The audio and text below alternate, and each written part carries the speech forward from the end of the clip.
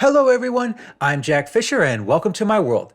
And if you've been following Jonathan Hickman's Ultimate Spider-Man, and if you're a fan of Spider-Man and Mary Jane being happily married, it really has been a wonderfully refreshing ride.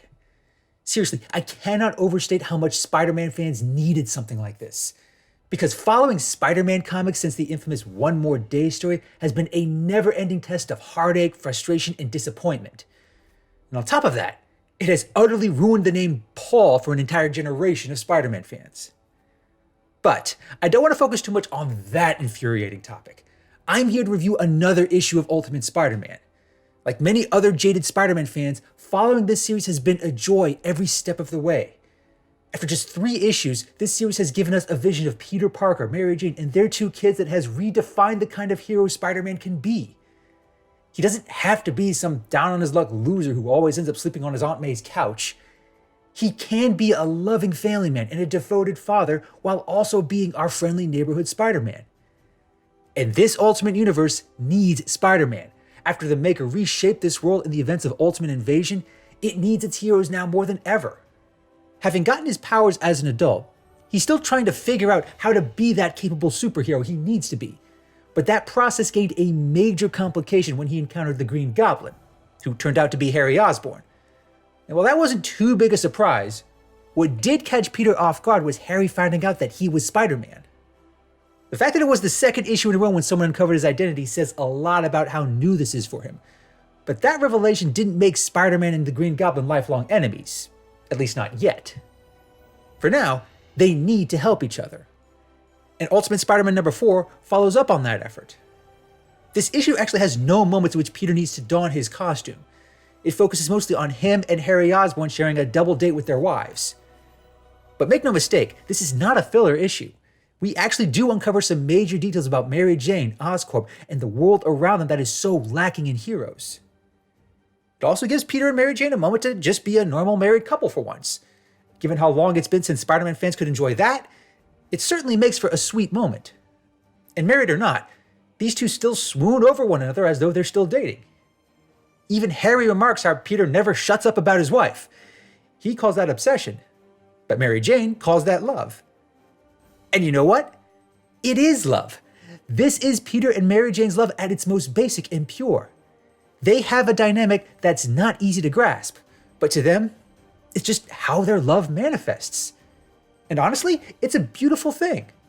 I'm sorry if that's a mushy sentiment, but what can I say? I am a romantic, and this moment just melted my heart for all the right reasons. But, heartwarming moments aside, Ultimate Spider-Man number 4 delivers more than just romance. It reveals that Gwen Stacy does exist in this new Ultimate Universe, and she is married to Harry Osborn. That alone is a hell of a revelation, and one with many implications. Gwen Stacy is so defined as being Spider-Man's girlfriend who tragically died at the hands of his enemies, and sure, the character has evolved beyond that role with the rise of Spider-Gwen, but this version still does plenty to set herself apart. Because she's not just Harry's beautiful wife, she's also an executive at Oscorp. And with how she carries herself throughout this issue, it's clearly not a ceremonial role. She plays an active part in Oscorp's operations. She doesn't come off as a ruthless girl boss or anything like that, but she doesn't come off as this sweet, idealistic woman that we've seen in many other universes. Now, she and Harry do appear to be happily married. However, she does note that they don't have any kids, and Harry's excuse for that is the world is too chaotic and messy at the moment. Given what he's been doing as the Green Goblin so far, he's not entirely wrong. But he's not exactly self-aware about it either. It gives the impression that he and Gwen have a somewhat skewed perception of the world. We don't learn too much about the nature of that perception, but as the day plays out, we do learn a bit more about Mary Jane and what she does. Previous issues have implied that she has an important job. Now, we know that she runs a PR firm. That was the career she built for herself after her time as a model, which is a job she's had in other universes as well.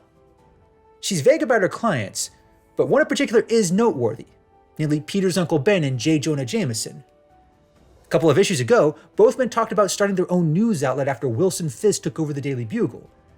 And now, we find out that Mary Jane is helping them. And in turn, they're helping her by babysitting the kids. This does make for a nice little aside. It reveals that Mayday is not particularly fond of Jameson, and Richard has a coy way with words.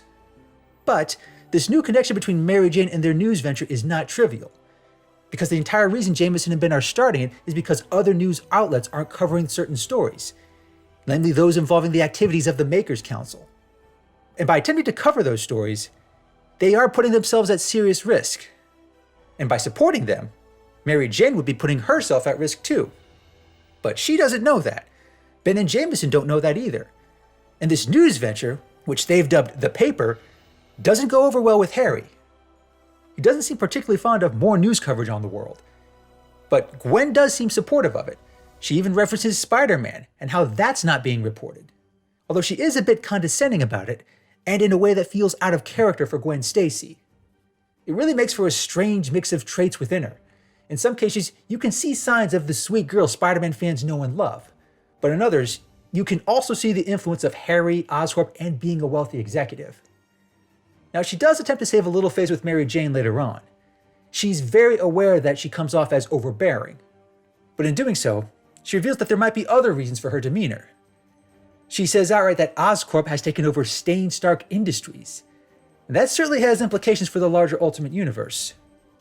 The Makers Council went to elaborate, destructive lengths to discredit Tony Stark and his father, staging the same terrorist attack that killed Peter's Aunt May. But Peter doesn't know that, Mary Jane doesn't know that, and Gwen doesn't seem to know that either, at least not initially. But she does seem to want Mary Jane help with this operation, not knowing this would double her exposure.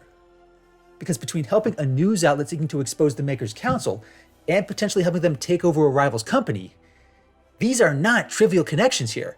Mary Jane is making herself vulnerable without even knowing it. On top of all that, she still doesn't know her husband is Spider-Man, a fact that Harry brings up to Peter directly. He also notes that he's told Gwen about his secret as the Green Goblin.